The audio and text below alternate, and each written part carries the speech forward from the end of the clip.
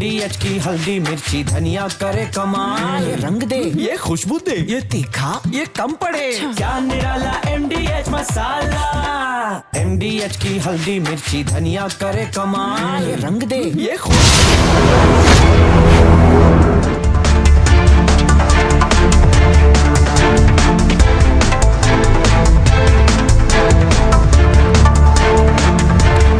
नमस्कार, बहुत स्वागत है आपका।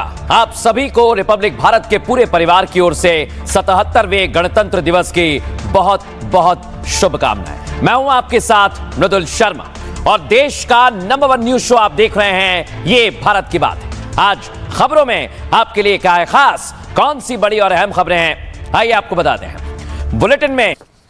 और आज दर्शकों, गणतंत्र दिवस मना रहा है देश, 77वां गणतंत्र दिवस। लेकिन आज ऑपरेशन सिंदूर की थीम पर आयोजित गणतंत्र दिवस की झलक में ऑपरेशन सिंदूर 2.0 भी दिखाई दिया। दर्शकों, मैं आपको एक एक तस्वीर आज दिखाने वाला हूं। आज कर्तव्य पथ पर भारत की आन बान शान कैसी रही, पहले एक झलक देखिए।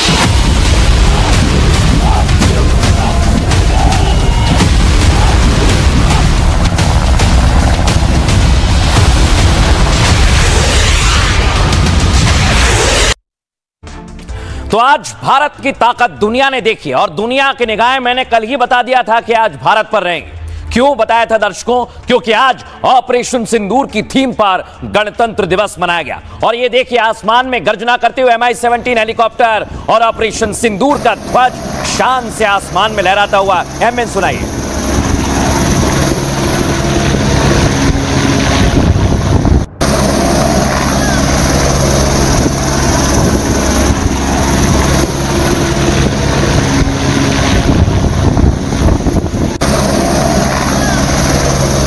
पाकिस्तान इस तस्वीर को अच्छे से देख ले, क्योंकि ये तो ट्रेलर है। यहां देखिए आप, ऑपरेशन सिंदूर की झांकी, जिसमें भारतीय नौसेना, भारतीय थल सेना और वायुसेना तीनों की झलक आपको दिखाई देगी, क्योंकि यही त्रिशक्ति भारत की ताकत है। सुनाइए।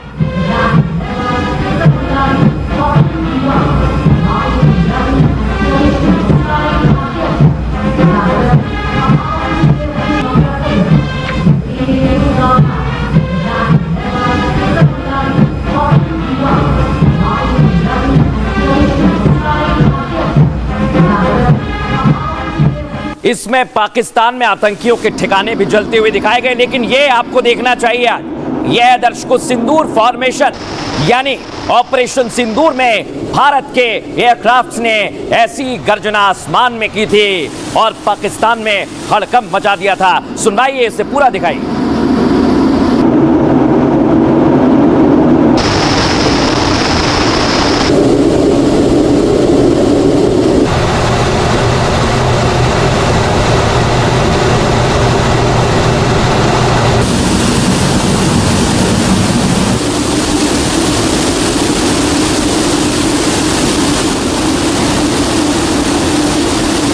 ये सिंदूर फॉर्मेशन दर्शकों आपने देखा। अब मैं आपको बताता हूं, भारत की तीनों सेना ये आप देख रहे हैं, तिरंगा एक तरफ लहरा है और पुष्प वर्षा भी MI-17 से की है, लेकिन तीनों सेनाओं के ध्वज भी आसमान में लहरा रहे हैं। फुल फ्रेम दिखाइए इस तस्वीर को।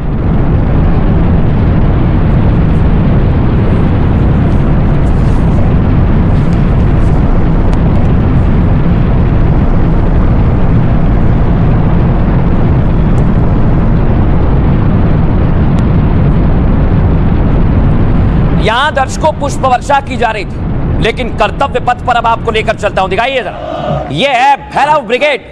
ये ऐसे जवान है दर्शकों जो पलक झपकते ही ऑपरेशन को अंजाम देते हैं। इनके बारे में आपको बताऊंगा, लेकिन सबसे पहले इनका फॉर्मेशन आप देखिए। एम्बियंस सुनाइए।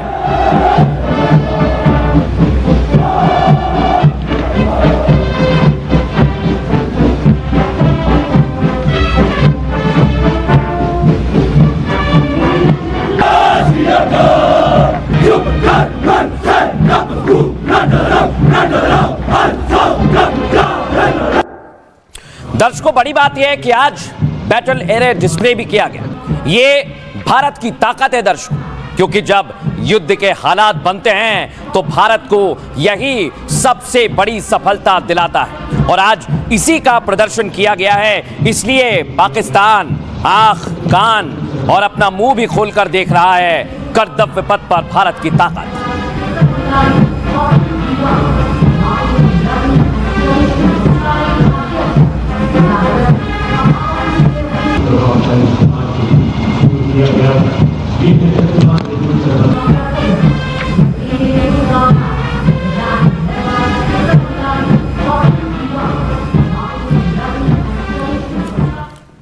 लेकिन दर्शकों आज ये तस्वीर तो दुनिया ने देखी है, लेकिन आपको एक्सक्लूसिव तस्वीर में दिखा रहा हूं। भारतीय वायुसेना ने आज ऑपरेशन सिंदूर दिखाया और दुनिया को, पाकिस्तान को संदेश दिया। सुनवाता हूं आपको, एम्बियंस सुनाइए। अटैक हुआ है नूर खान बेस पे। मैं शांति का अटल प्रहरी खड़ा हूं।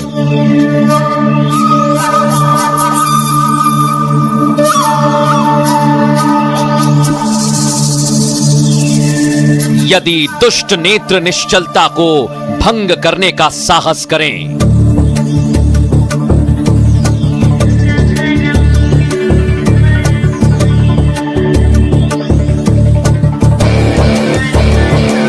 तो मैं उपददित शांति का उग्र प्रवर्तक बन उठूं। अचूक, अभेद्य, सटीक।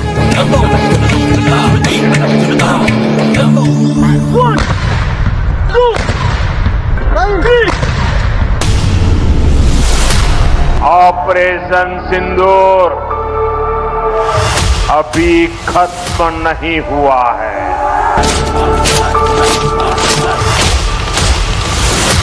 भारतीय सेना हर परिस्थिति में सक्षम, सजग और संकल्पबद्ध है, जो हर चुनौती का सामना पूर्ण तैयारी, अनुशासन और आत्मविश्वास के साथ करने के लिए सदैव तत्पर है।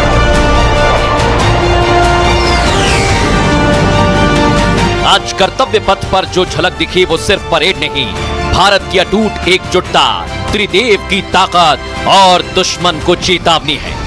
ऑपरेशन सिंदूर में जिस तरह आतंकियों को अच्छे से धोया, मिट्टी में मिलाया, जहन्नुम का टिकट काटा, ब्रह्मोस, राफेल और मिराज के साथ S-400 से गहरे जख्म दिए, कर्तव्य पथ ने इसे फिर से जीवंत कर दिया।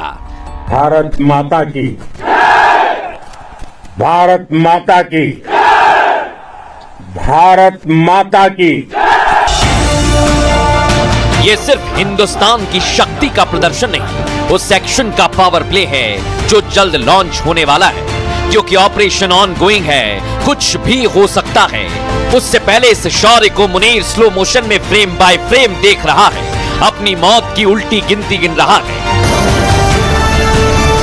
प्रधानमंत्री नरेंद्र मोदी संकेत दे चुके हैं, पार्ट 2 का इंतजार खत्म होने वाला है। कोई भी आतंकी हमला, भारत ऐसा बदला लेगा कि मुनीर और शहबाज की 7 पुश्तें उसे भूल नहीं पाएंगी। लेकिन दर्शकों आज मैं आपको बताने वाला हूं, भारत ने तो अपनी ताकत दिखा दी है दुनिया को, लेकिन पाकिस्तान की कैसे ऑपरेशन सिंदूर के दौरान धड़कनें बढ़ गई थी, वो मैं अब आपको दिखाता हूं। ये स्विस रिपोर्ट आई है दर्शकों। आज देश 77वां गणतंत्र दिवस मना रहा है और इस मौके पर कर्तव्य पथ पर शौर्य, शक्ति और साहस दिख रहा है। गणतंत्र दिवस पर ऑपरेशन सिंदूर की थीम रखी गई। आपको बताऊं, इसमें ऑपरेशन सिंदूर की झांकी भी आकर्षण का केंद्र रही और भारत की इस शौर्य गाथा को आज पूरी दुनिया ने देखा है। आपको बताएं, इसका कंपन पाकिस्तान तक महसूस किया जा सकता है। जैसे सीज फायर के लिए मुनीर गिड़गिड़ाने लगा था, इसका खुलासा स्विस रिपोर्ट में हुआ जो बेहद चौंकाने वाला है दर्शकों। रिपोर्ट के मुताबिक करीब 88 घंटे तक ऑपरेशन चला और भारत के इस ऑपरेशन में पाकिस्तान कुछ घंटे में पस्त हो गया था। भारत की हवाई स्टेशन पाकिस्तान को घुटनों पर ला दिया था और रिपोर्ट के मुताबिक भारत ने पाकिस्तान को जमकर धोया था और पीएम मोदी ने पाकिस्तान पर प्रहार के लिए सीधी अनुमति दी थी। आपको बताएं, सशस्त्र बलों को एक्सेलेशन संभालने की पूरी स्वतंत्रता थी। इंडियन आर्मी के इन हमलों से आतंकी ठिकाने तबाह हो गए थे। 88 घंटे तक चले इस ऑपरेशन में पाक सेना की कमर टूट गई थी और दर्शकों, आपको बता रहा हूं मैं, उसका पूरा डिफेंस सिस्टम बैठ गया था, रडार टूट गए थे, ठंडे पड़ गए थे और इससे भारतीय फाइटर जेट्स को हमले में और आसानी भी हुई। जिसके बाद राफेल, सुखोई ने पाकिस्तान में जबरदस्त तबाही मचाई। ब्रह्मोस मिसाइल से पाकिस्तान के एयरबेस तबाह कर दिए गए थे। यह रिपोर्ट स्विट्जरलैंड के स्वतंत्र सैन्य अध्ययन संस्था में प्रकाशित की गई है दर्शकों। लेकिन आज इस रिपोर्ट को दुनिया ने देख लिया है। मैं ये बात क्यों कह रहा हूं? क्योंकि ऑपरेशन सिंदूर में भारत की वीरता की कहानी आज गणतंत्र दिवस पर दिखाई गई है। सुनवाते हैं आपको कर्नल शैलेंद्र क्या कह रहे हैं। पहली बार शायद एक ऑपरेशन के ऊपर अलग से झांकी दिखाई गई।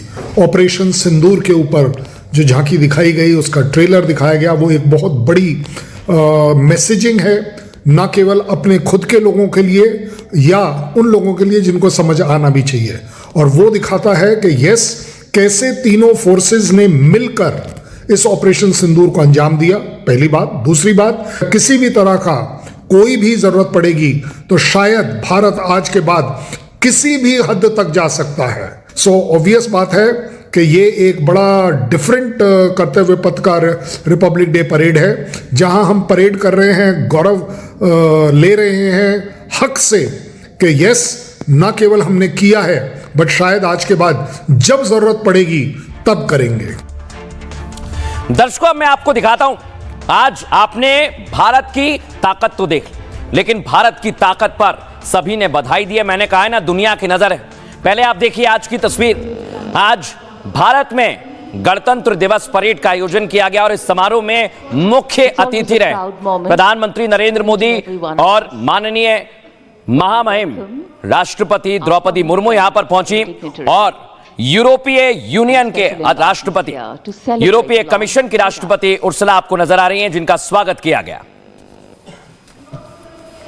Because what else is democracy if not?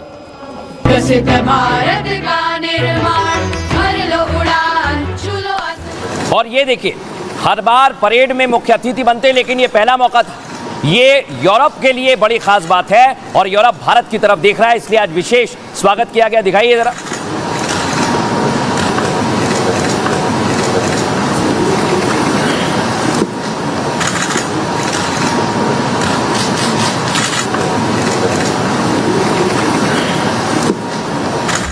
लेकिन आज ये संदेश आपने देखा है, भारत ने स्वागत किया है, वसुधैव कुटुंबकम का संदेश दिया है। तो आज कई बड़े बड़े देशों के स्वर बदल गए और किस किस ने बधाई दी है, आइए जरा मैं आपको बताता हूं। ये आप देखिए, बग्गी पर राष्ट्रपति द्रौपदी मुर्मू है और उनके साथ खास मेहमान हैं। गणतंत्र दिवस में पहली बार 2 मुख्य अतिथि रहे दर्शकों। यूरोपीय आयोग के अध्यक्ष उर्सुला वॉन और उनके साथ मौजूद रहे यूरोपीय परिषद के अध्यक्ष एंटोनियो कोस्टा मुख्य अतिथि के रूप में। कर्तव्य पथ पर यूरोपीय संघ का दस्ता भी परेड में शामिल हुआ था दर्शकों। गणतंत्र दिवस के मौके पर भारत को कई देशों ने बधाई संदेश दिया है।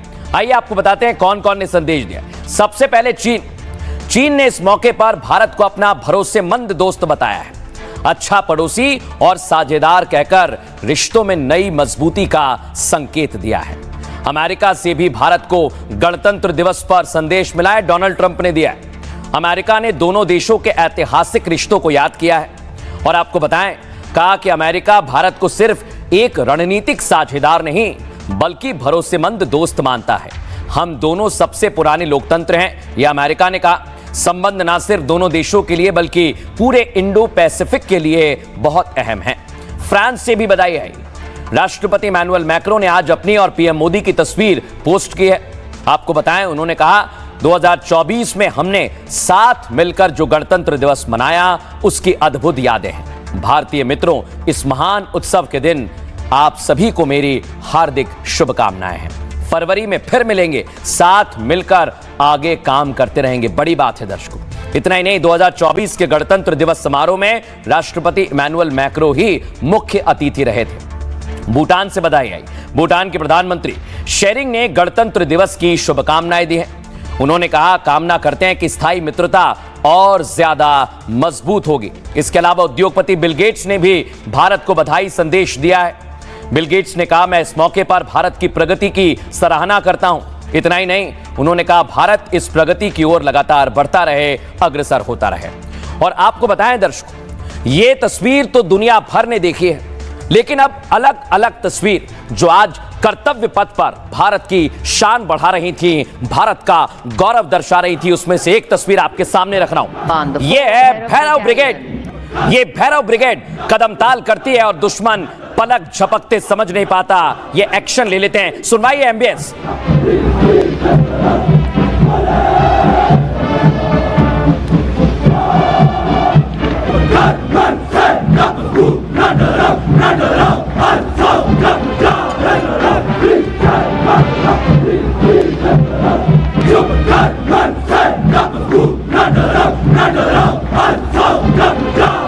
On the 4 Bhairav Battalion. और अब आपको दिखाते हैं दर्शकों, थल सेना कर्तव्य पथ पर पहुंची। थल सेना का बैंड आप देख रहे हैं और थल सेना के जवान कदम ताल करते हुए आगे बढ़ रहे थे। सुनवाइए एम्बियंस।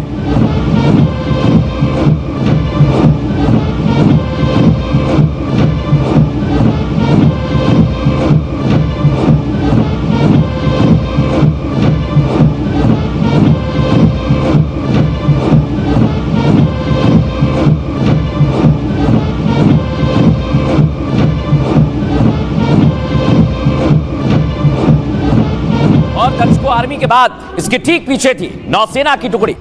भारत के ऐसे वीर सिपाही, ऐसे शूरवीर जो भारत की रक्षा हर जगह करते हैं और समंदर में यही बॉर्डर बनते हैं।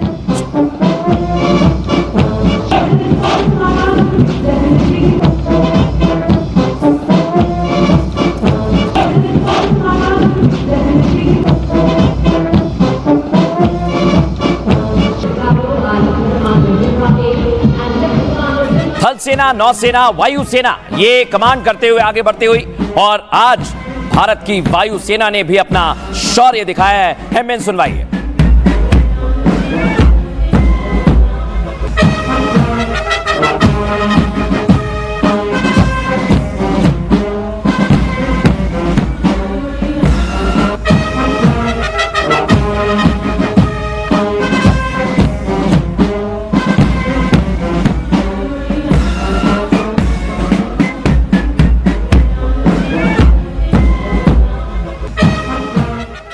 लेकिन दर्शकों, आज आकर्षण का केंद्र क्या रहा? आज रहा आकर्षण का केंद्र भैरव ब्रिगेड। और ये भैरव ब्रिगेड क्या है, इनके बारे में मैं आपको बताता हूं। गणतंत्र दिवस परेड में पहली बार भैरव बटालियन शामिल हुई, जो आप देख रहे हैं। ऑपरेशन सिंदूर के बाद भैरव बटालियन का गठन किया गया है।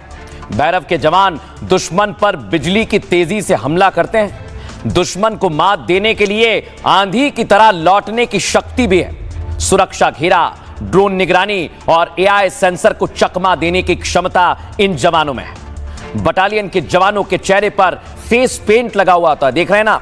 इससे दुश्मन के सेंसर को फेस रिकॉग्निशन में काफी मुश्किल होती है।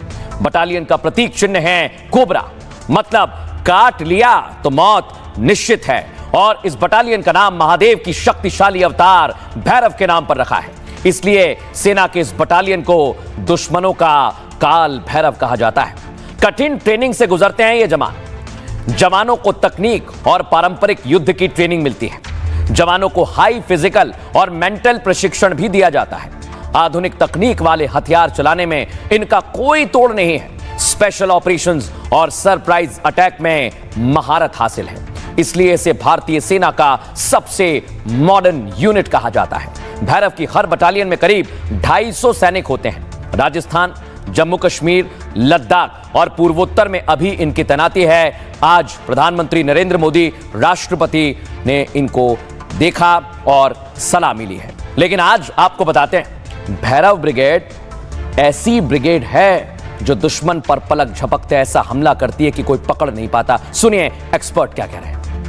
पाकिस्तान ने अपने कुछ स्पेशल कमांडोज को ट्रेन करके एक बॉर्डर एक्शन टीम के नाम से, बैट के नाम से, खासकर एलओसी के इलाके में जहां जंगल है या नदियां नाले हैं, वहां हमारे जो पेट्रोलिंग पार्टी जाती थी उन पे घात लगाकर वहशियाना तरीके से गर्दन काटने तक की हरकत करके हमारे जवानों को और हमारे को नुकसान पहुंचाया।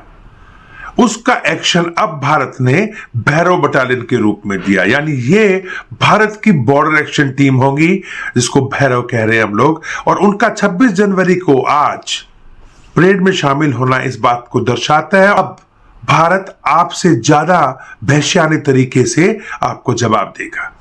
यानी बात साफ है, भारत की भैरव बटालियन बॉर्डर क्रॉस करके जब चाहे पाकिस्तान के अंदर सैनिकों के सर कलम करके आएगी। दर्शकों, ये तो थी भैरव ब्रिगेड, लेकिन आज मैं आपको बताता हूं, शुरुआत में जो मैंने तस्वीर आपको दिखाई थी सिंदूर फॉर्मेशन की, वो तस्वीर देखिए जरा। यह है वायुसेना का सिंदूर फॉर्मेशन। दिखाइए जरा आसमान में गर्जना करते हुए आज राफेल, सुखोई आसमान में उड़ रहे थे। फुल फ्रेम दिखाइए।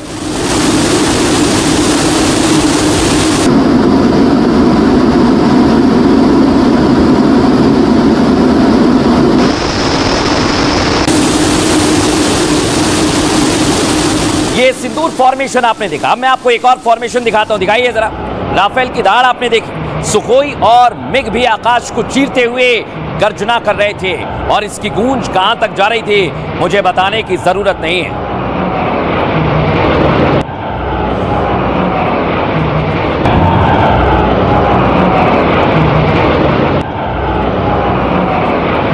अब आपको दिखाते हैं दर्शकों, यह है रुद्र अटैक हेलीकॉप्टर भारत, और ये ताकत भी जबरदस्त है। आर्मी का हवा में उड़ने वाला चीता इसे कहा जाता है। दिखाइए फुल फ्रेम इसे।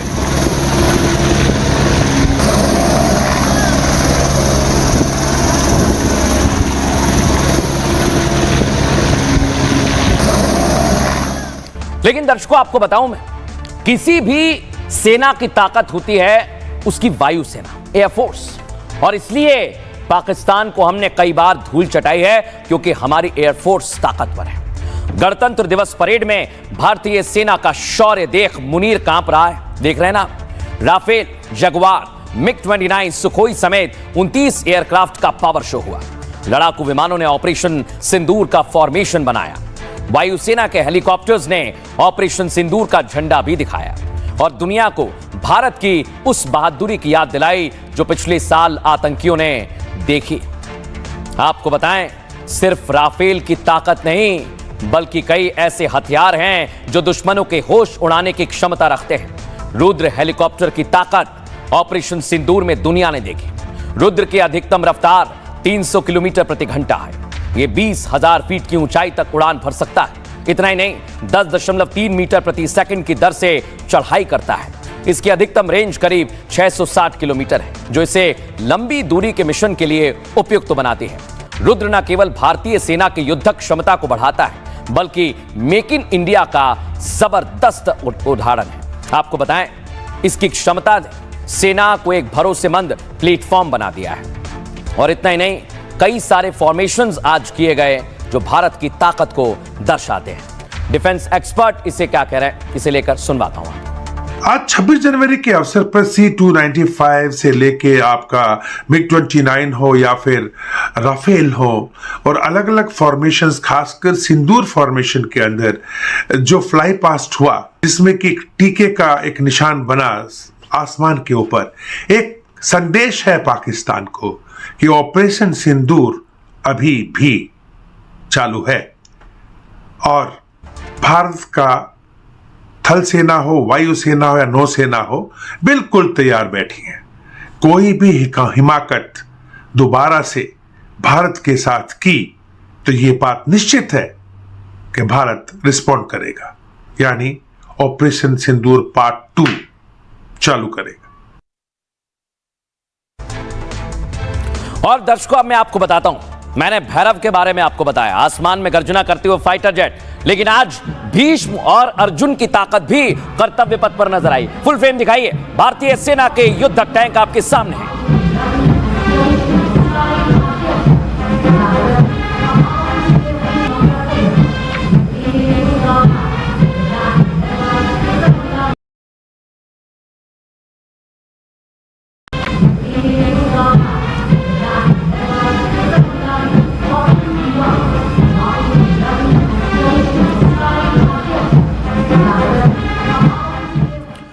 और दर्शकों, भारत की ताकत आज दुनिया ने देखी है, तो आपको मैं जानकारी देता हूं, ये T-90 भीष्म टैंक कैसे ताकतवर है, अर्जुन टैंक की खास बात क्या है, आइए जरा आपको बताते हैं। ये आपके सामने है।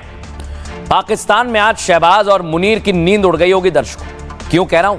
क्योंकि भारत की शक्तिशाली हथियारों को देख दोनों परेशान हो गए होंगे। कर्तव्य पथ पर भीष्म और अर्जुन टैंक ने दहाड़ मारी है। अर्जुन टैंक स्वदेशी है और इसकी मारक क्षमता जबरदस्त है दर्शकों। ये लंबी दूरी तक घातक प्रहार करने में सक्षम है। आपको बताऊं, अर्जुन टैंक न्यूक्लियर, बायोलॉजिकल और साथ ही साथ केमिकल जैसे सुरक्षा फीचर्स से लैस है। इतना ही नहीं, ये भारत की आत्मरक्षा नीति का प्रतीक है दर्शकों। और T-90 Bhishma tank Hunter killer concept पर आधारित है, जो 5 किलोमीटर तक टारगेट को जोरदार तरीके से हिट करता है। और ऑपरेशन सिंदूर, कोई भूले ना, भीष्म की शक्ति देखकर मुनीर कांप उठा था। आपको बताऊं मैं, भारतीय सेना के पास स्वदेशी आर्टिलरी ताकत के रूप में धनुष तोप भी है। और धनुष तोप डिजिटल कंट्रोल सिस्टम और ऑटोमेटिक गन तकनीक से लैस है। इतना ही नहीं, इसकी मारक क्षमता 30 डिग्री दाएं बाएं और -3 डिग्री से 70 डिग्री तक है। आप सोचिए कैसे यह हमला करता है। धनुष तोप 15 सेकंड में 3 राउंड, 60 मिनट में 60 राउंड फायर करने में सक्षम है। और इतना ही नहीं, यही भारत की ताकत है। इसलिए कई देश अभी से बौखला गए हैं जो भारत की तरक्की से जलते हैं। सुनिए एक्सपर्ट क्या कह रहे हैं। जो हमारा मेन बैटल टैंक अर्जुन है, यूं तो फायर पावर, मोबिलिटी, प्रोटेक्शन सभी टैंक्स के अंदर होती है, मगर इसकी सबसे बड़ी खास बात यह है कि ये मिसाइल भी लॉन्च कर सकती है और इसकी पावर टू वेट रेशो बहुत ज्यादा है, यानी कि 24 हॉर्स पावर पर टन। ऐसे ही जो हमारा T-90 टैंक है, T-90 टैंक आने वाली किसी भी एंटी टैंक गाइडेड मिसाइल को जैम कर सकता है और उसमें स्मोक ग्रेनेड लॉन्च करके स्मोक स्क्रीन बनाने की क्षमता है, यानी कि कैमोफ्लेज करके अपने आप को छुपा भी सकता है। लेकिन दर्शकों, आपको बताता हूं मैं, भीष्म और अर्जुन की ताकत तो आपने देख ली धनुष तोप की, लेकिन ब्रह्मोस आज शो स्टॉपर रही है दर्शकों। ऐसा कहना जरूरी है क्योंकि ब्रह्मोस की ताकत दुनिया जानती है। देखिए कर्तव्य पथ पर ब्रह्मोस की दहाड़।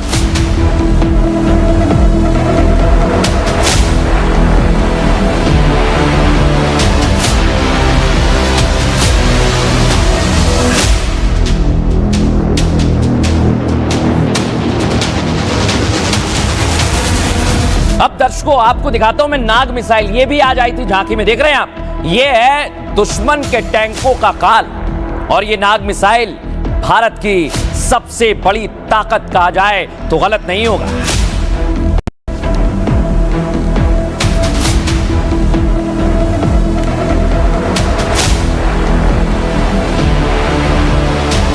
अब दर्शकों, मैं आपको दिखाता हूं आकाश मिसाइल। ये पूर्णतः स्वदेशी है दर्शकों और आकाश ऑपरेशन सिंदूर में पाकिस्तान के ड्रोन को मारती है, पाकिस्तान की तरफ से रॉकेट हमले को निष्क्रिय करती है। टीवी स्क्रीन पर आपके सामने भारत की स्वदेशी आकाश मिसाइल।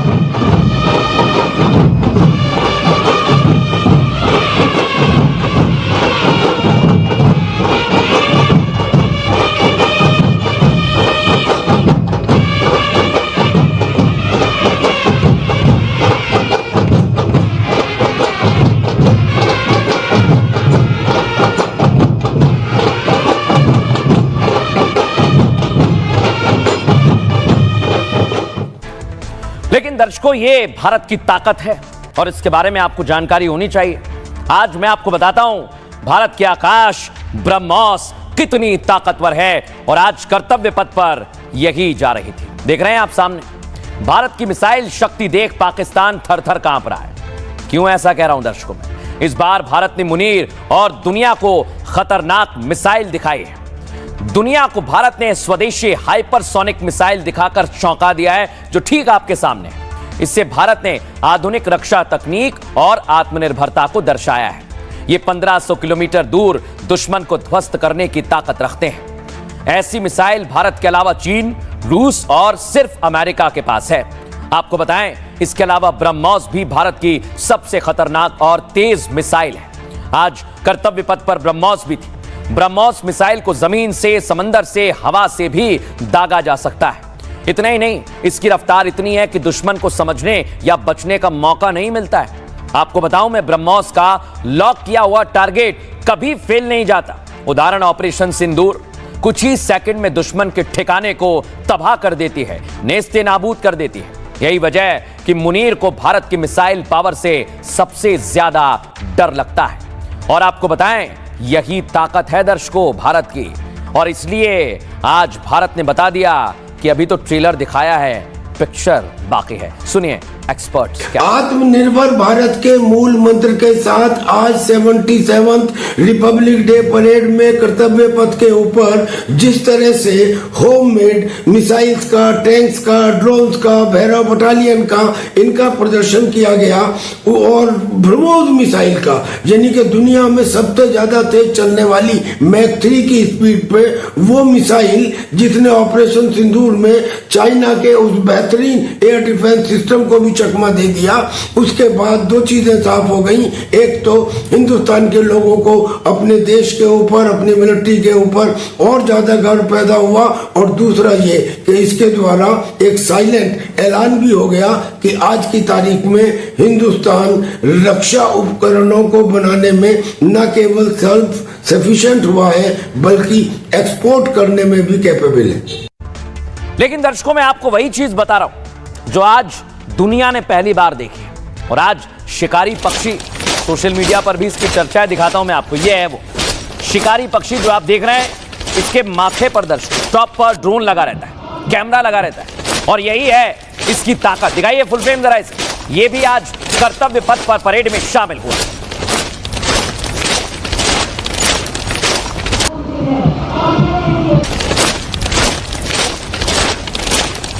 और दर्शकों, भारतीय सेना का सबसे मजबूत प्रहरी है ये आर्मी डॉग्स।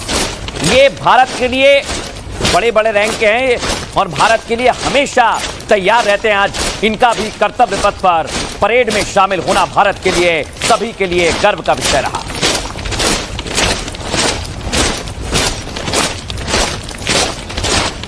अब दिखाता हूं दर्शकों मैं आपको एक और तस्वीर। ये है बैक्ट्रियन ऊंट, और बैक्ट्रियन ऊंट बड़े दमदार रहते हैं, और साथ ही साथ पूर्वी लद्दाख जैसे कठिन इलाकों में ये पेट्रोलिंग करते हैं। और हिमालयन भी आज भारत के लिए, दुनिया के लिए कर्तव्य पथ पर भारत की ताकत दर्शा रहे थे।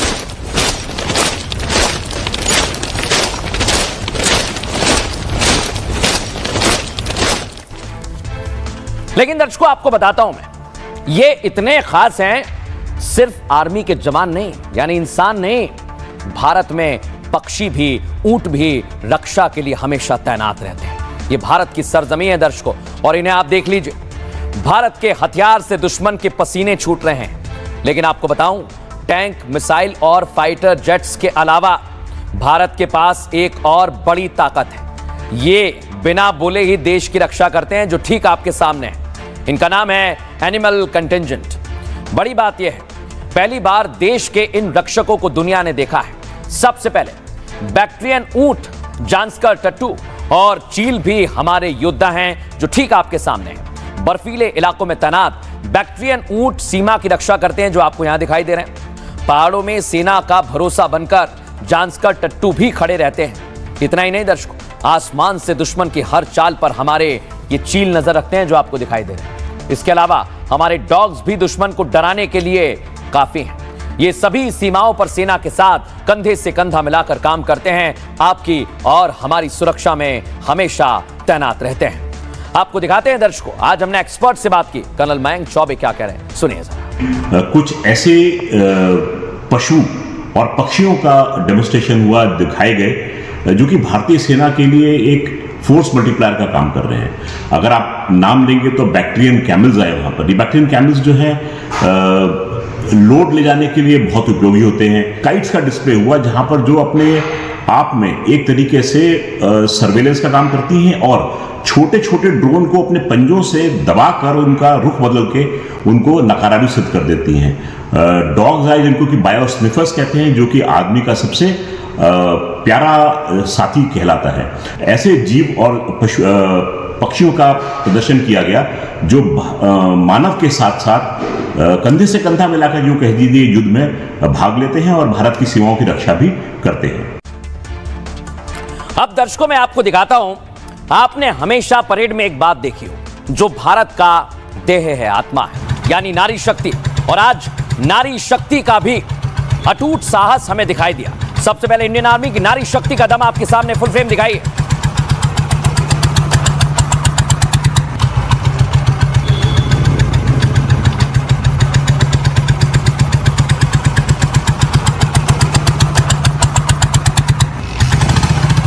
और आज आपको बताएं, सीआरपीएफ की ये पुरुष टुकड़ी है जिसका नेतृत्व कर रही है महिला।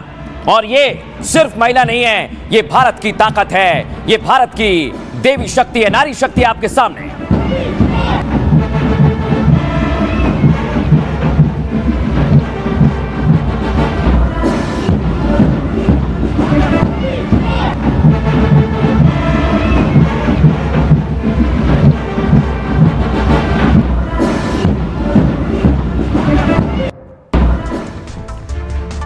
और ये दर्शकों बड़ी बात है, पहली बार पुरुष सीआरपीएफ कंटिंजेंट को महिला अधिकारी ने लीड किया है। लेकिन ये कितनी खास है, आइए जरा आपको बता दूं। भारत की बहादुर बेटियों को आज दुनिया ने देख लिया है, आपके सामने है। जम्मू कश्मीर की बेटी सिमरन बाला ने इतिहास रच दिया है। सिमरन ने सीआरपीएफ पुरुष जवानों की टुकड़ी का नेतृत्व किया है। ऐसा करने वाली पहली महिला अधिकारी बन गई हैं सिमरन। भारतीय महिला तटरक्षक दल का नेतृत्व निशी शर्मा ने किया। निशी शर्मा भारतीय महिला तटरक्षक में असिस्टेंट कमांडेंट है और 148 गर्ल्स कैडेट वाले एनसीसी दल को मानसी विश्वकर्मा ने लीड किया। बॉज डॉग्स परेड की कमान कैप्टन हर्षिता के हाथों में रही। भारतीय नौसेना दल में लेफ्टिनेंट प्रीति कुमारी शामिल रही। एसएसबी और सीआरपीएफ की महिला जाबाजों ने साहसी करतब भी दिखाए। असिस्टेंट कमांडेंट सीमा नाग और नवीन कुमारी ने हाथों में कमान ली। इन बहादुर महिलाओं ने बाइक फॉर्मेशन कर सीना चौड़ा कर दिया, भारत का, आपका, हमारा। और कर्नल मयंक चौबे क्या कह रहे हैं भारतीय नारी शक्ति के लिए, सुनवाता हूं आपको। अगर आप कोस्ट गार्ड के कंटिंजेंट की बात करेंगे तो एक लेडी ऑफिसर जो थी वो लीड कर रही थी और उनके पीछे जो उनकी डिप्टी थी वो भी 3 विमेन ऑफिसर्स थी। उसके बाद में हमने देखा कि तटरक्षक दल की जो झांकी थी उसमें, नेवी की झांकी थी उसमें, तो हर क्षेत्र में हमें नारी शक्ति को यहाँ पर आगे बढ़ते हुए दिखाई दिया है। इसका हमको एक उदाहरण मिलता है ऑपरेशन सिंदूर की ब्रीफिंग के दौरान, जब कर्नल सोफिया कुरैशी और विंग कमांडर व्योमिका सिंह ने एक तरीके से भारत के स्टेज पर आकर पाकिस्तान के बारे में उसकी हार को कितने आसानी से बड़े सुगम तरीके से दिखा दिया कि हमारी नारी शक्ति जो है अब उसका बाएं हाथ का खेल है, चाहे वो घर संभाले, चाहे वो देश के बॉर्डर्स को संभाले, हर जगह वो सक्षम है। अब दर्शकों आपको बताते हैं, जिसका इंतजार आपके बच्चों को रहता है, आपको रहता है कि आपके राज्य की कौन सी झांकी रही, तो आपको दिखा देता हूं। ये देखिए आप, ये है उत्तर प्रदेश की झांकी, ये आपके सामने है, जहां पर बुंदेलखंड की थीम रही और हस्तशिल्प कला को भी दर्शाया गया। ये ठीक आपके सामने है, मैं सुनाइए। गले विलंबे लंबितां भुजंग तुंग मालिका डमड्डमड्डमड्डमन्निनाद वड्डमर्वयं चकार चंड तांडवं तनोतु नः शिव शिवम्। और ये मध्य प्रदेश की झांकी है दर्शकों। हाल ही में प्रधानमंत्री सोमनाथ पहुंचे थे, जिसका जीर्णोद्धार कराया था अहिल्याबाई होलकर ने, और उन्होंने कैसे योगदान दिया है आज उसी को दर्शाया गया। सुनवाइए एमबीएस। सोमनाथ से काशी तक टूटे शिवालय, जिसने खड़े कराए फिर प्राण बसाए।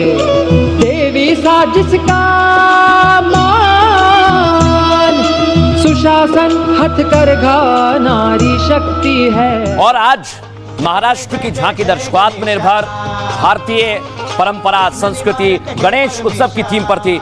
एमएन सुनाइए जरा, फुल फेम दिखाइए। पालन करता तू, जय जय जय जय जय गणेशा, विघ्न निवारक हे परमेशा। पालन करता तू सकळांचा, वंदन तुझला महागणेशा, तुझला महागणेशा।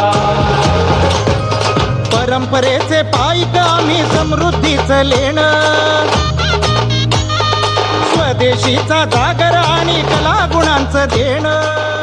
और दर्शकों आज पश्चिम बंगाल की झांकी में देख रहे हैं आप, वंदे मातरम के 150 वर्ष पूरे हुए हैं और बंकिम चंद्र चट्टोपाध्याय ने जो गीत समर्पित किया है देश को, आज उसी की झांकी बताई है। एमएन सुनाइए।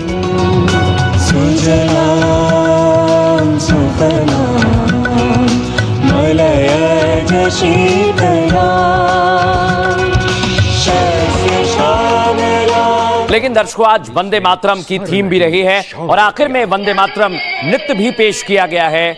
उसका एम्बियंस आपको सुनाता हूं, झांकी आपको दिखाता हूं, सुनाइए जरा। विष्णु पंत फागनीस ने स्वर नहीं शौर्य दिया।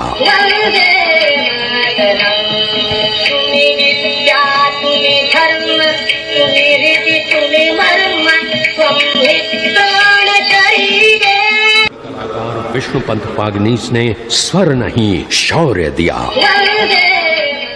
तो ये वंदे मातरम की झांकी आपने देखी, लेकिन आज जो शो स्टॉपर रहा दर्शक, वो गीत जिसने सबकी रोंगटे खड़े कर दिया, मंत्र मुग्ध कर दिया, सुनवाता हूं आपको, सुनिए।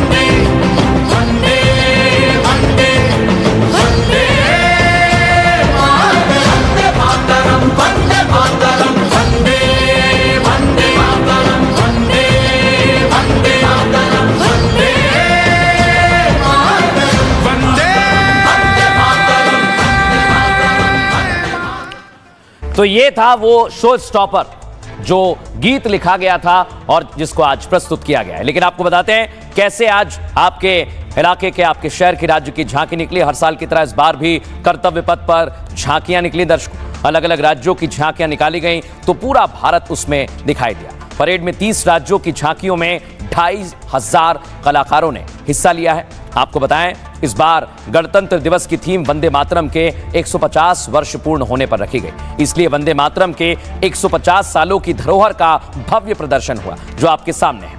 उत्तर प्रदेश की झांकी में बुंदेलखंड की विरासत को दर्शाया गया और यूपी की झांकी में एक मुख शिवलिंग आकर्षण का केंद्र रहा जो आपके सामने है। उत्तर प्रदेश के विकास को भी झांकी में दिखाया गया है और मध्य प्रदेश की झांकी आपके सामने देवी अहिल्याबाई होलकर की विरासत बताई गई और महेश्वर घाट को भव्य रूप से प्रस्तुत किया गया है। महाराष्ट्र की झांकी में गणेश उत्सव और आत्मनिर्भरता का संदेश दिया गया। पारंपरिक वेशभूषा में महिलाओं ने लेझिम लोक नृत्य का प्रदर्शन भी किया है। इतना ही नहीं, पश्चिम बंगाल की झांकी में स्वतंत्रता संग्राम दिखाया गया है। इसके अलावा पश्चिम बंगाल की झांकी में वंदे मातरम का जश्न बताया गया, उत्साह बताया गया। तो ये आज भारत में कैसे गणतंत्र दिवस मनाया गया उसकी पूरी झलक आपने देखी, लेकिन झांकियों को लेकर ब्रिगेडियर शारदेंदु क्या कह रहे हैं आपको सुनवाता हूं। भारत ने आज अपना शक्ति प्रदर्शन किया, जिस तरीके से उसने अपने डेमोक्रेटिक वैल्यूज और कल्चरल हेरिटेज और जो सीमलेस कल्चरल इंटीग्रेशन है उसको दिखाया और किस तरीके से जॉइंट वेंचरशिप दिखाया, वो काबिल तारीफ था। ये हिंदुस्तान की का जो है स्ट्रेंथ उसको दिखाता है। कैसे 150वीं वर्षगांठ में वंदे मातरम के गीत को हर जगह चरितार्थ किया गया, ये काबिल तारीफ है। ये हिंदुस्तान की शक्ति है और हर विभाग दूसरे विभाग से बढ़ चढ़ के हिस्सा ले रहा था। वो अपनी तरक्की, अपने स्वावलंबन की व्याख्या कर रहा था, अपने आप में एक मिसाल था। जिस तरीके से महिला सशक्तिकरण दिखाया गया, जिस तरीके से बच्चों ने पार्टिसिपेट किया, वो भारत के उज्जवल भविष्य को दिखाता, भारत को शक्तिशाली देश होने की तरफ बढ़ते हुए कदम दिखाता और साथ में बताता है कि 2047 से पहले हिंदुस्तान एक उन्नत वाला देश बन जाएगा, डेवलप्ड नेशन बन जाएगा। भारत की ताकत तो आपने देख ली दर्शकों, लेकिन ट्रंप की ताकत कम होती जा रही है। आप कहेंगे कि आप ऐसा क्यों कह रहे हैं, तो मैं आपको वो तस्वीर दिखाता हूं जो ट्रंप की ताकत कम होती हुई दिखाई गई है। कैसे दर्शकों, पहली तस्वीर दिखाइए जरा।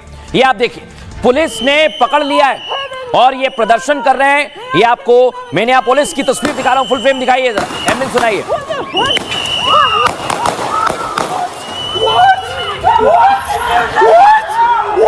What is wrong with you?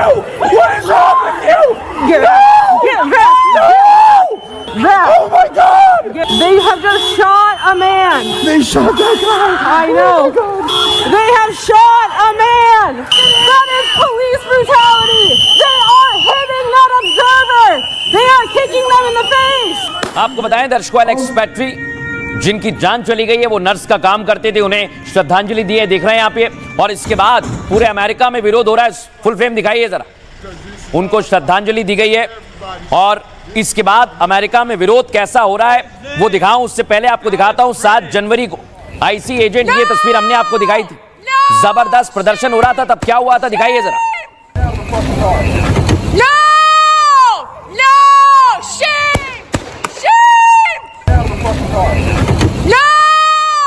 और इसके बाद अमेरिका में जबरदस्त गुस्सा है, देख रहे हैं आप, ये मारपीट हो रही है और इस मारपीट के बाद गुस्सा और ज्यादा बढ़ रहा है। सुनिए जरा।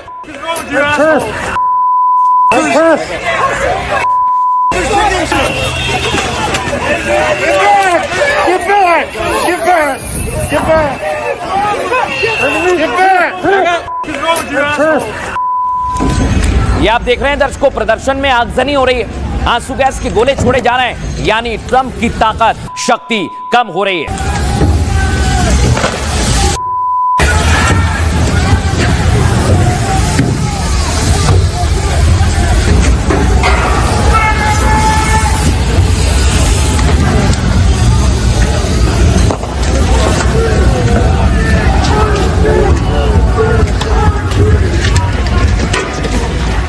ये आपको दिखा रहे हैं दर्शकों, सड़कों पर आ गए लाखों लोग और कह रहे हैं कि ट्रंप की सरकार अब जानी चाहिए।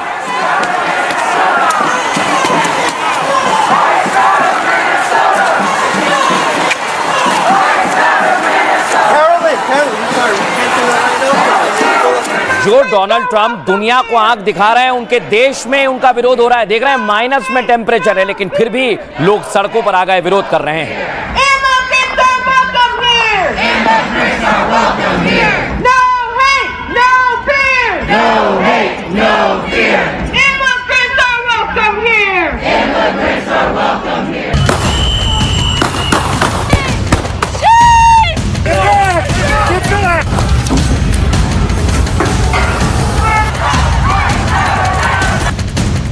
ट्रंप पूरी दुनिया को जंग की धमकी दे रहे हैं, लेकिन अब ट्रंप से अमेरिका ही नहीं संभल रहा है। अमेरिका के मिनेसोटा राज्य में गृह युद्ध जैसे हालात पैदा हो गए। 20 दिन में 2 नागरिकों की गोली मारकर हत्या कर दी गई। That is police brutality. What the fuck? What is wrong with you? What is wrong with you? Get back! Get back! Get out! Back! Oh my God! Strike! Strike! Strike! Strike! Federal agent की क्रूरता पर America के लोग भड़क गए। New York से लेकर San Francisco तक लाखों लोग सड़कों पर उतर आए। ट्रंप की तानाशाही के खिलाफ नारे लग रहे हैं। फेडरल एजेंट की दादागिरी खत्म करने की मांग हो रही है। सवाल, क्या ट्रंप अमेरिका पर कंट्रोल खोते जा रहे हैं? क्या अमेरिका में ट्रंप की उल्टी गिनती हो गई? अब दर्शकों मैं आपको बताता हूं कि आखिर अमेरिका में हो क्या रहा है। अमेरिका में जबरदस्त विरोध हो रहा है, ट्रंप का विरोध किया जा रहा है। अमेरिका के मिनेसोटा राज्य में स्थिति गंभीर है। एलेक्स प्रेटी नाम के शख्स जो आपको दिख रहे हैं, इनको मार दिया है। एलेक्स प्रेटी आईसी एजेंट का विरोध कर रहे थे, जिसके बाद फेडरल एजेंट ने एलेक्स को पकड़ लिया, उसको जमीन पर पटका और उसके ऊपर चढ़ गए। फिर फेडरल एजेंट ने एलेक्स को गोली मार दी, जो आपको दिख रहे हैं। 20 दिनों में फेडरल एजेंट 2 लोगों की जान ले चुके हैं। 7 जनवरी को रैनी गुड नाम की महिला को भी गोली मारी गई थी, हमने आपको दिखाया था। तब ट्रंप प्रशासन ने फेडरल एजेंट का बचाव किया था। कहा था कि महिला ने एजेंट पर कार चढ़ाने की कोशिश की, बचाव में फेडरल एजेंट ने महिला को गोली मार दी। अब एलेक्स प्रेटी की हत्या के बाद ट्रंप प्रशासन वही दलील दे रहा है। कह रहा है कि एलेक्स प्रेटी के पास गन थे। एलेक्स फेडरल एजेंट पर हमला करने वाले थे। आत्मरक्षा में एजेंट ने उनके ऊपर फायर कर दिया। ट्रंप प्रशासन की दलील को लोग हजम नहीं कर पा रहे हैं दर्शकों, और मिनियोपोलिस से लेकर न्यूयॉर्क में लोग उग्र प्रदर्शन कर रहे हैं। ट्रंप सरकार को उखाड़ फेंकने की चेतावनी दे रहे हैं। आईसी एजेंट वाली व्यवस्था को खत्म करने की मांग भी उठने लगी है। मिनेसोटा में गवर्नर ने भी घटना पर सख्त आपत्ति जताई और व्हाइट हाउस ने आईसी एजेंट की क्रूरता पर रोक लगाने की मांग की है।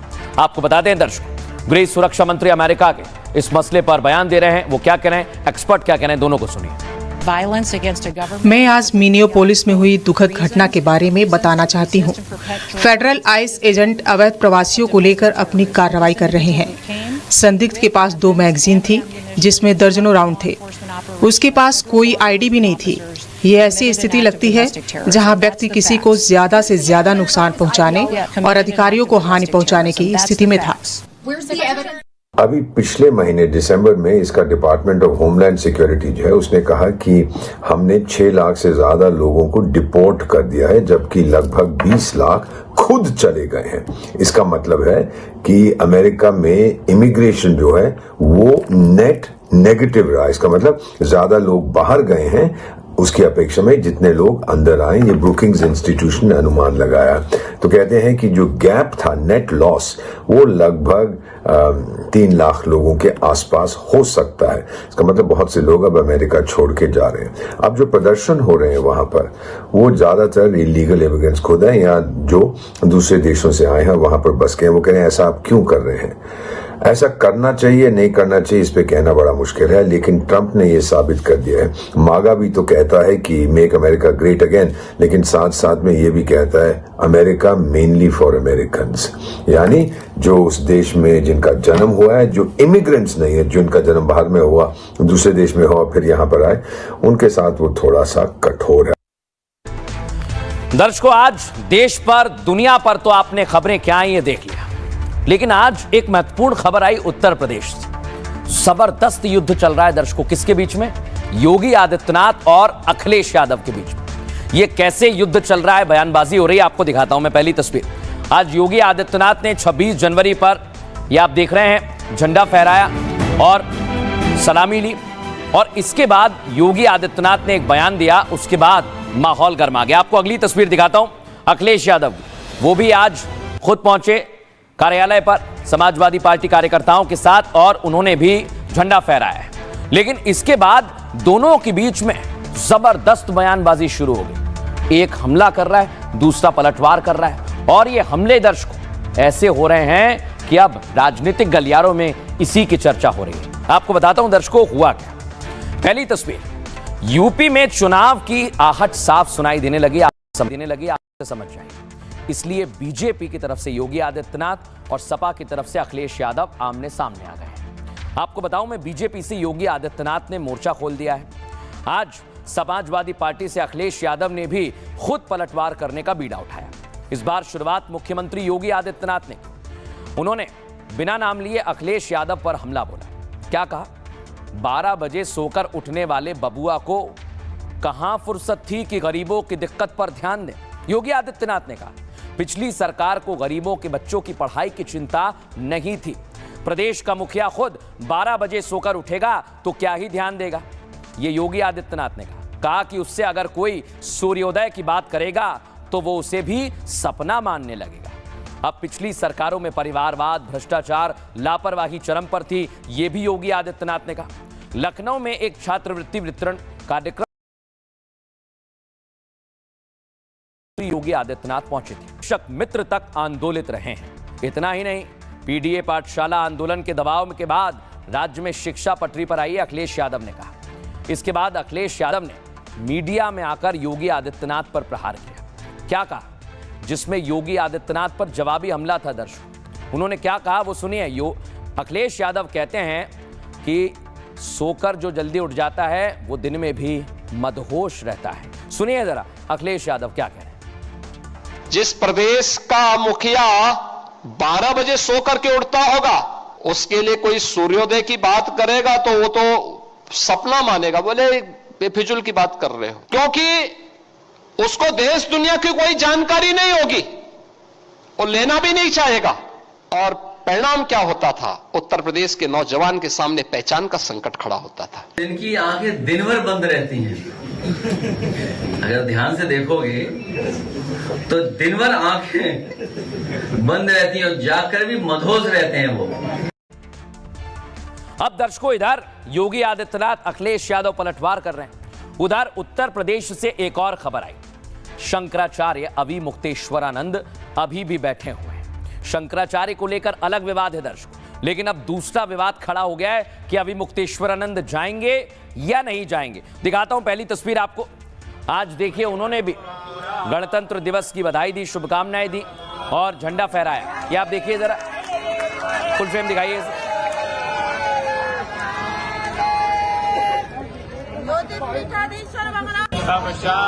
लेकिन अभी भी वो बैठे हुए हैं और अपनी जिद पर अड़े हुए हैं, लेकिन उसको लेकर माहौल गर्मा गया। रिपोर्ट आपको दिखाता हूं।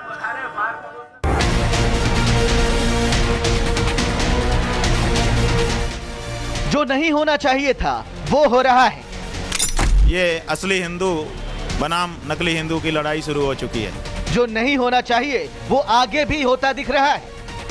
अगर इस माघ मेले में इन्होंने निर्णय नहीं किया तो उस माघ मेले में निर्णय होगा, ये तय है। स्वामी अभिमुक्तेश्वरानंद की एक जिद ने सनातनियों को दो फाड़ कर दिया है। पालकी पर संग्राम, स्नान की उनकी जिद सनातन पर भारी पड़ रहा है। अब अभिमुक्तेश्वरानंद योगी सरकार हटाने की बात करने लगे। अब तो वही सरकार अगली आएगी जो गौ माता की हत्या को बंद करने के लिए प्रतिबद्ध होगी। अब ये सब हटेंगे। तो सवाल ये है कि क्या स्वामी अभिमुक्तेश्वरानंद किसी प्लानिंग पर काम कर रहे हैं? सवाल ये भी है कि क्या वो बिना सोचे समझे बोल रहे हैं और जाने अनजाने में नए विवाद को जन्म दे रहे हैं? ये सवाल इसलिए अहम है क्योंकि माना जाता है कि साधु संतों में धैर्य होता है, सहनशीलता होती, उनमें सही गलत, अच्छे बुरे का ज्ञान होता है। वो जाति से ऊपर होते और धर्म के लिए जीते। लेकिन स्वामी अभिमुक्तेश्वरानंद रोज योगी आदित्यनाथ पर तल्ख टिप्पणियां कर रहे हैं, उनकी जाति पर टिप्पणी कर रहे हैं, ब्राह्मण वर्सेस राजपूत का रंग देने लगे हैं। अखाड़ा परिषद के अध्यक्ष रविंद्र पुरी पर भी अनाप शनाप बोल रहे हैं। स्वामी रामभद्राचार्य की विकलांगता पर विवादित बयान दे चुके हैं। और तो और बाबा बागेश्वर को भी उल्टा सीधा बोलने लगे। और अब तो बाबा रामदेव पर भी सवाल उठा रहे हैं क्योंकि रामदेव ने पालकी पर संगम स्नान की जिद पर सवाल उठाए थे। उनको परंपराओं का चूंकि ज्ञान नहीं है, वो सनातन से है नहीं, आर्य समाज से उन्होंने अपना जीवन आरंभ किया है।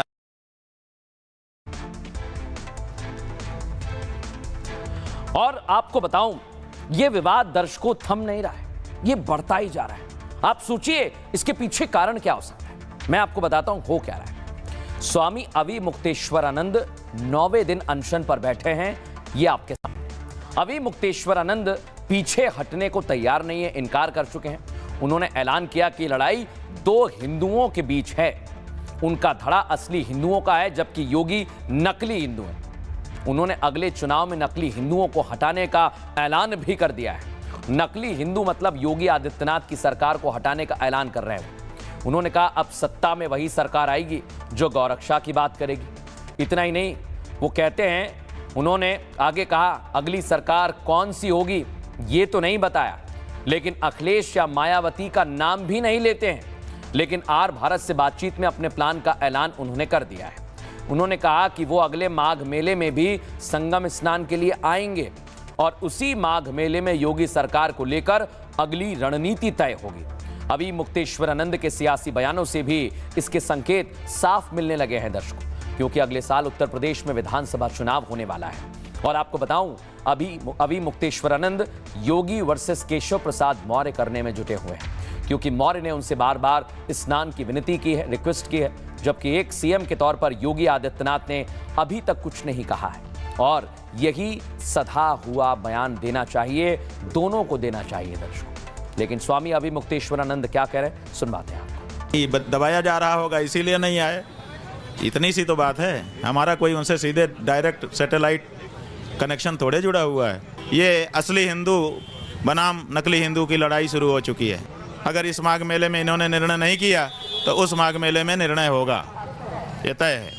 अब तो वही सरकार अगली आएगी जो गौ माता की हत्या को बंद करने के लिए प्रतिबद्ध होगी। अब ये सब बांटेंगे। पूज्य शंकराचार्य जी के चरणों में प्रणाम करते हैं, प्रार्थना करते हैं, स्नान करें। नहीं, जिन लोगों ने भी किया है उसकी जांच करके, जो उनकी जांच करके, जो भी किसी भी पूज्य संत आचार्य को, शंकराचार्य जी को, किसी भी संत का भी अनादर हमारे यहाँ करने का वो नहीं है। अगर कोई ऐसा किया होगा जांच करके कार्रवाई करेंगे। पूज्य शंकराचार्य जी के चरणों में प्रणाम है, वो बढ़िया स्नान करें, उनसे प्रार्थना है और यह विषय का समापन करें, ऐसे आग्रह। तो ये ढोंगी घड़ियाली आंसू जो बहा रहे हैं पूज्य शंकराचार्य जी के मामले में, ये सब संतों के द्रोही हैं, हिंदुओं के द्रोही हैं, राम भक्तों के द्रोही हैं, भारतीय संस्कृति के द्रोही हैं। यह सोच रहे हैं कि इस प्रकार के किसी मामले से उनको राजनीतिक फायदा मिल जाए, तो वह मिलने वाला नहीं है। वह जरूर टकटकी लगाए बैठे रहेंगे, लेकिन 2047 तक टकटकी ही लगाए रहेंगे। लेकिन दर्शकों, आज बाबा रामदेव पर भी अविमुक्तेश्वरानंद ने सवाल उठा दिए हैं, क्योंकि उन्होंने पालकी को लेकर टिप्पणी की थी। सुनवाता हूं आपको। कोई स्नान का विवाद होना चाहिए, न यहाँ पर कोई पालकी का विवाद होना चाहिए, और कोई साधु किस बात का जिस अहंकार करे। साधु तो बनता ही वो है जिसने अपने अभिमान को मिटा दिया। बिना पालकी के स्नान नहीं हो सकता कि हो सकता है, ये तो उनको परंपरा जब वो जानेंगे तब पता चलेगा।